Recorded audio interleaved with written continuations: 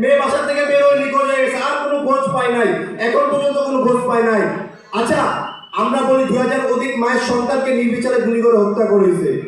আমরা জানি যে 1400 মানবাধিকার হিসাবে 1400, কিন্তু গ্যাজেট হয়েছে কত আপনারা জানেন? মাত্র 854টার মতো গ্যাজেট হয়েছে। বাকি যে শহীদ পরিবারের সদস্য আছে, যে শহীদরা আছে, তাদের গ্যাজেট আর কবে হবে বলেন? এই অপদার্থ ইন্টারিম কি করছে? এই অপদার্থ ইন্টারিম তাদের নিজের সংস্কার করছে। আমাদের ভাইদের শনাক্ত বিষয় সবচেয়ে বেশি যার ভূমিকা ছিল, সে হলো ইনকিলাব মঞ্চের হাদি ভাই, ওসমান হাদি ভাই। সে আমাদের আগে ওই কবরস্থানে গেছিল, আমাদেরও আগে, আমাদের ফ্যামিলিরও আগে। আমার ভাইয়ের কবরের সামনে আজকে অনেক নিরাপত্তা দিতেছে পুলিশ। অথচ আমার ভাই যখন জীবিত ছিল তখন বারবার বলেছে, মিডিয়ার মাধ্যমে বলেছে, সংবাদ সম্মেলনের মাধ্যমে বলেছে, আমাকে বিভিন্ন নাম্বার থেকে হুমকি দেওয়া হচ্ছিল, বিভিন্ন নাম্বার থেকে হুমকি দেওয়া হচ্ছে। আমি শাহবাগ থানায় জিজ্ঞেও করছি, কিন্তু এই অপদার্থ ইন্টিরিমের পুলিশ বাহিনী কিছুই করে নাই। যদি কিছু করতো, আমার ভাইকে যদি নিরাপত্তা দিত, তাহলে আজকে আমার ভাই শহীদ হতো না। আর আজকে আমার ভাইয়ের শহীদ হওয়ার কততম দিন আপনারা জানেন? বলতে পারবেন কেউ? 26তম দিন। আমার ভাই গুলিবিদ্ধ অবস্থার 26তম দিন এবং শহীদ হওয়ার অবস্থা 21তম দিন। কিন্তু এই ইন্টিরিম কি করতে বলেন? এখন পর্যন্ত আমার ভাইয়ের হত্যাকারীদেরকে ধরতে পারে নাই। এই ইন্টিরিমে স্পষ্টভাবে বলতে চাই, আপনারা নির্বাচন দিবেন তো ঠিক আছে, নির্বাচন আপনারা পদত্যাগ করার আগে আমাদের ভাইয়ের হত্যার একটা বিচার করে দেখাবেন। আমি একটা বিচারের কথা সেটা বলতেছি, কারণ আমার যে হাদি ভাইকে মারা হয়েছে, এই আমাদের সরকার, ইন্টারিম সরকার থাকা অবস্থায় আমার ভাইয়ের উপরে গুলি চালানো হয়েছে। এই ব্যর্থতার দায় আমি কাদেরকে দিব বলেন? আমাদের ভাইদেরকে যারা ডাক দিছে, যে নাইট সার্জিস আস্তাদ আব্দুল্লাহ ভাই, তারা যদি আজকে ঠিকভাবে থাকতো, তারা যদি বিপ্লবী সরকার গঠিত করতে পারতো, তাহলে ইন্টারিম আজকে ঠিক থাকতো, তাহলে আমাদের হাদি ভাই আজকে মরতো না। এই কথাটা কি জানেন?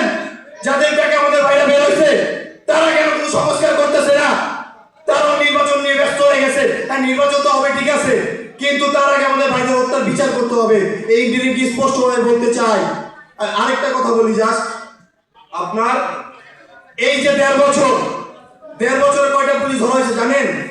1.5 বছরে মাত্র 61টা পুলিশ ধরা হয়েছে, যেখানে 1400 অধিক মায়ের সন্তানকে নির্বিচারে গুলি করে হত্যা করা হয়েছে। একটা হত্যায় যদি একটা পুলিশ জড়িত থাকে, তাহলে 1400 পুলিশ হবে। সেখানে মাত্র এই অপদার্থ ইন্টারিম 61টা পুলিশ ধরছে, তার ভেতরে অনেককে জামিন দিয়ে দিচ্ছে। আমরা স্পষ্টভাবে বলতে চাই, আমাদের ভাইদের হত্যার বিচার আমরা চাই। ইন্টারিমকে বলতে চাই, যদি আপনারা বিচার নিশ্চিত করতে না পারেন, আমরা আদায় করে ছাড়বো ইনশাআল্লাহ। আমরা ভয় পাই না। আমার ওসমান হাদি ভাই বলেছিল, মৃত্যুর ফয়সালা আসমানে হয়, জমিনে হয় না। আমরা কি ভয় পাই?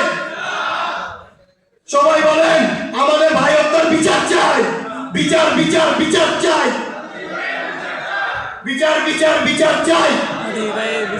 আরেকটা কথা বলি, আমার ভাই শহীদ মোহাম্মদ সোহেল রানা 18 জুলাই বাসার থেকে বের হয়েছে। বের হওয়ার পর হাসপাতাল, মর্গ, থানা, জেলখানা সব জায়গায় আমরা তন্ন করে খুঁজেছি, কিন্তু আমার ভাইয়ের কোনো সন্ধান পাইনি।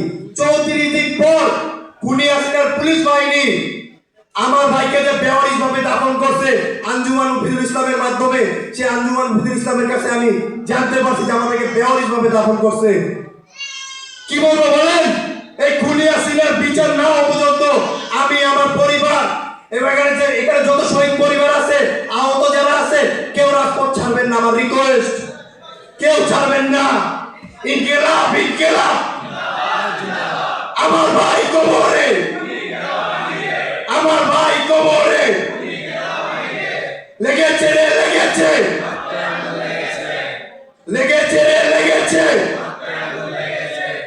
আমরা সবাই হাদি হব, আমরা সবাই হাদি হব। বুক পেতেছি গুলি কর, বুক পেতেছি গুলি কর। আসসালামু আলাইকুম।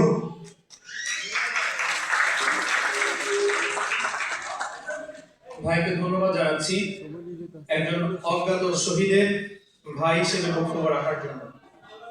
প্রিয় উপস্থিতি, আজকের যে আগ্রাসন বিরোধী জুলাই স্মারক প্রদান অনুষ্ঠান যেটা রয়েছে, আপনারা এখানে রয়েছেন।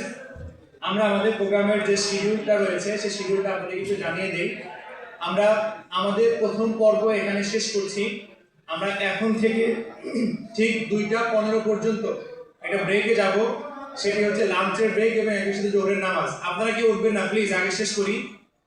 আপনারা যে যে অডিটোরিয়ামে রয়েছেন, এখানে যারা 201, 501, 502 সবার রুমের সামনে খাবার চলে যাবে। আপনারা দয়া করে শৃঙ্খলা মেনটেন করবেন। এখানে যারা আপনারা রয়েছেন সবাই জুলাই যোদ্ধা, সুতরাং আপনার কোনো আচরণের জন্য যেন অন্য কোনো যোদ্ধা কষ্ট না পায়, এইটা এনশিওর করার দায়িত্ব আপনার। এখানে আপনি এরকম শৃঙ্খলা ভঙ্গ করবেন না দয়া করে। যদি কোনো সাহায্যের প্রয়োজন হয়, আমাদের ভলান্টিয়ার ভাইরা আছেন।